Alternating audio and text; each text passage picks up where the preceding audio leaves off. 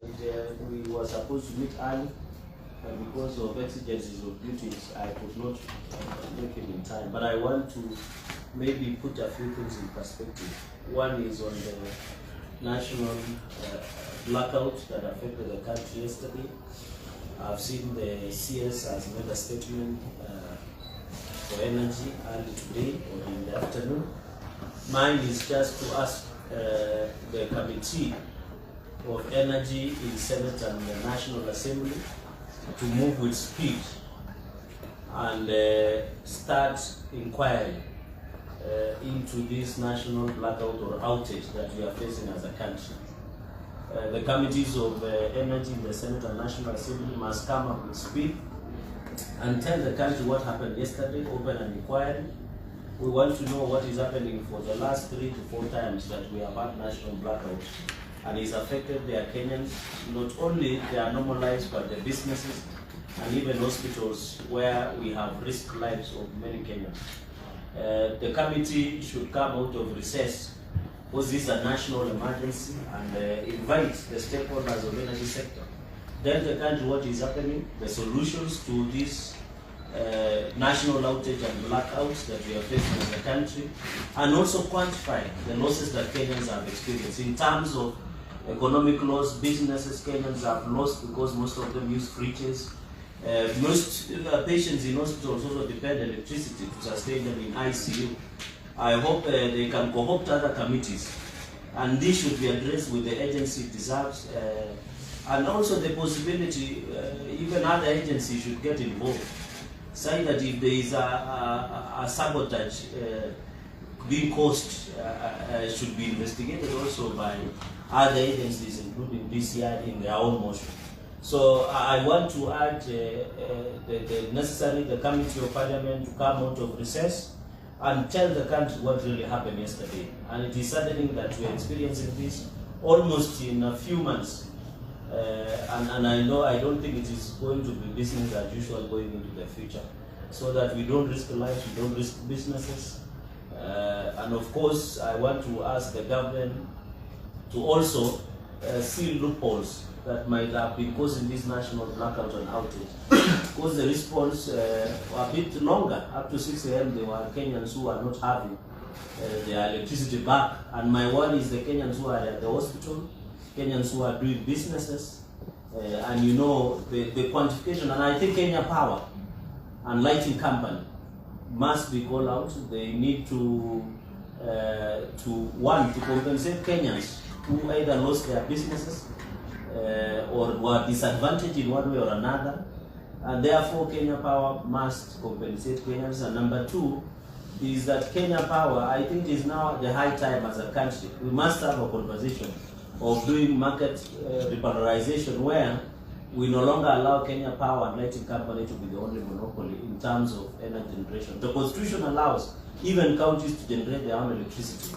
Therefore, I think it's now time to open up and disallow this monopoly of KPLC that is taking country in the wrong direction.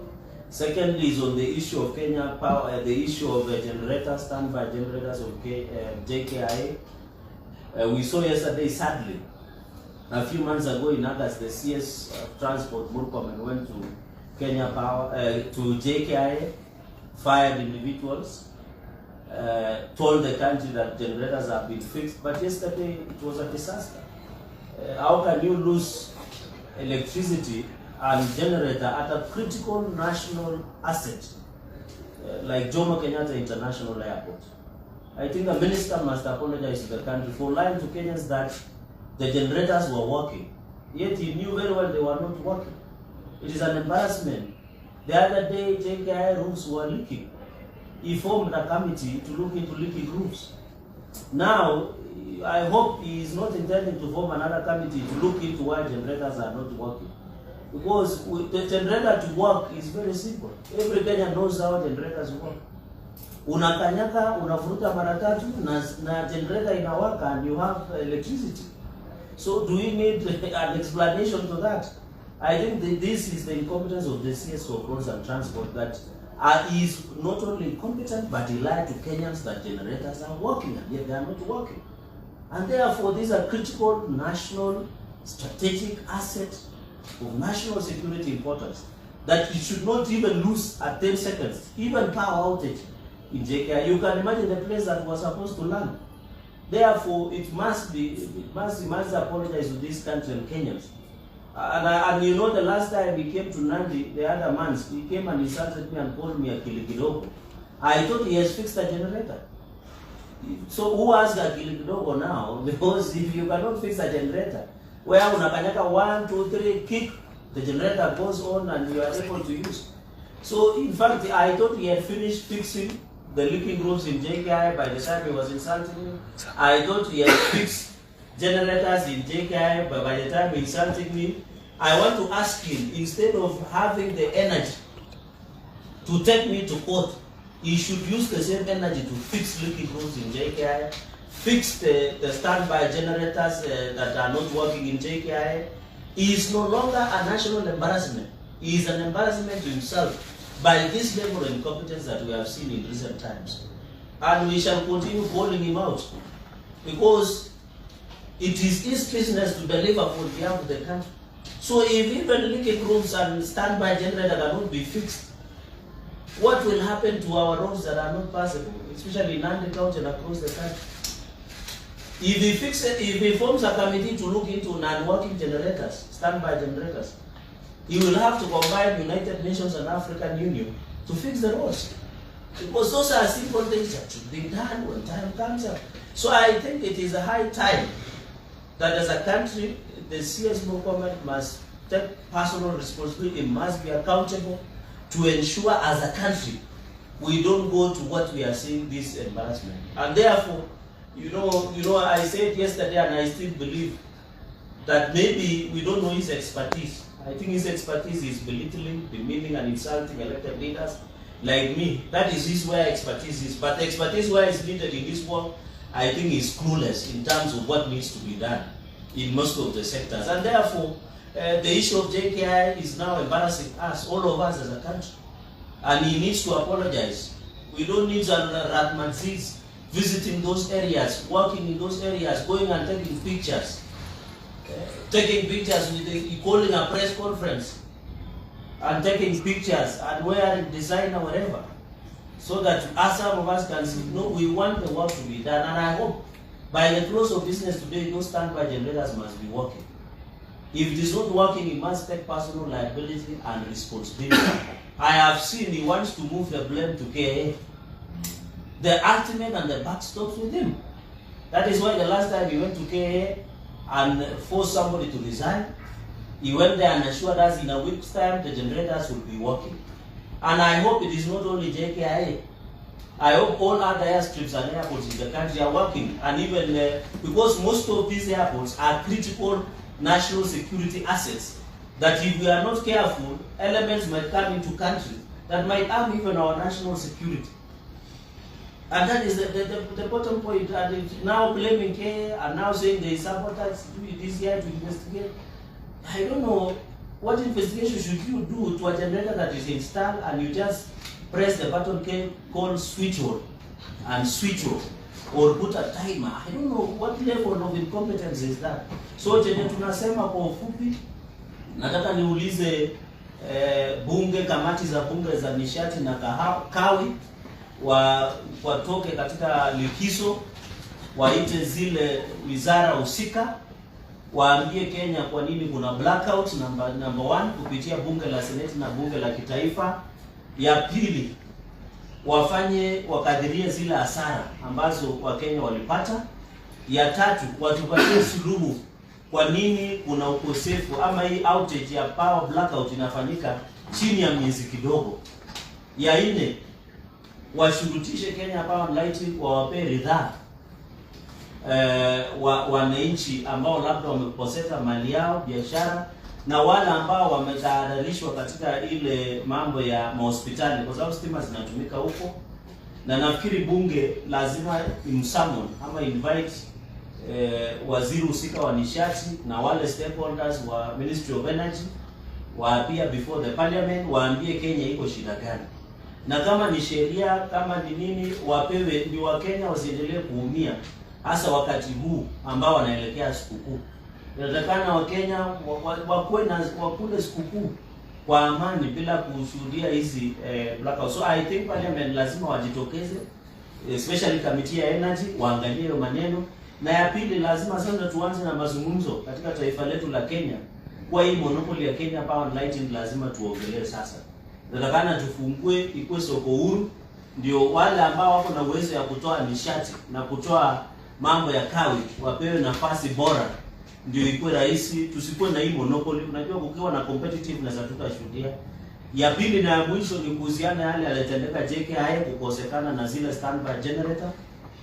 Inabainika kwamba mwezi wa 8 waziri wa barabara na uchukuzi, waziri Murkomen, alielekea huko akafuta watu kazi, akapiga mapicha na kutuambia kwamba standby generator inafanya kazi. Jana ilikuwa aibu kwa taifa letu la Kenya na aibu kwake kwa kuwadanganya Wakenya kuwa generator zilikuwa zinafanya kazi na asifanyi kazi. Nataka nimuulize, badala ya kutumia nguvu nyingi kuchukua mimi kotini na kushtaki watu ya kaunti ya Nandi, atumie nguvu kurekebisha yale makosa ya aibu ambayo yanatendeka pale JKIA. Tumeona juzi kulikuwa na leaking roofs. Jana tuliona generator asifanyi kazi. Na hiyo inashangaza taifa letu la Kenya, kwa sababu wakati aliniita akili kidogo kule Nandi, nilikuwa nafikiri amemaliza hizi kazi zote mpaka alikuwa imeisha.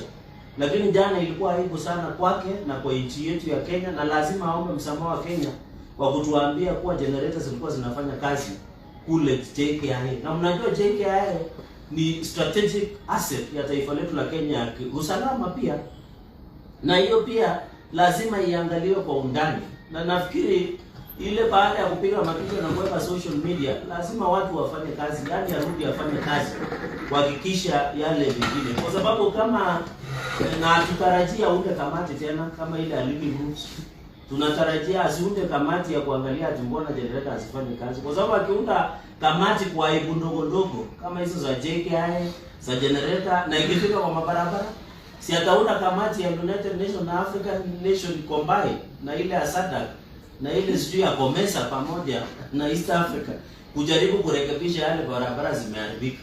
Mimi namwambia ile energy anatumia kuchukua mimi kotini, abadilishe energy tu, akuja arekebishe ile makosa na aibu ambayo zinatendeka katika ministry yake ya wizara ya uchukuzi, hasa katika JKIA. Na nafikiri lazima aombe msamaha. Na ya pili, ahakikishie Wakenya kuwa generators zinafanya kazi by the close of business today. Kwa sababu hii issue ya national blackout na outage sometimes it might happen. So we want to be sure. Na naona anasumbua DCI bure kusema ati DCI kuja angalia kama generator unafinya on na off. Hii ni kazi gani? Kufinya, unajua kuwasha generator ni rahisi, unaipa tu 1 2 3 kick na generator inafanya kazi. Unahitaji DCI ikuje ifanye mambo kama hiyo? No, hiyo kama taifa letu la Kenya, we must raise the standard.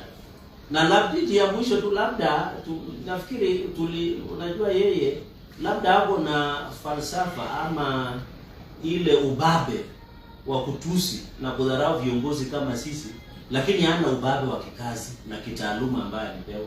So nafikiri ikifika hapo mbele arudishwe tu, afanye hii ubabe ya kutusi wengine sisi na kuchukua sisi kotini, awachane ile kazi, hana utaaluma. Kwa sababu nilikuwa nafikiri ile energy amekuwa akitumia kunitusi mimi na kunichukua mahakamani, ndio angetumia hiyo energy kufix leaking roofs na mambo ya generator not working.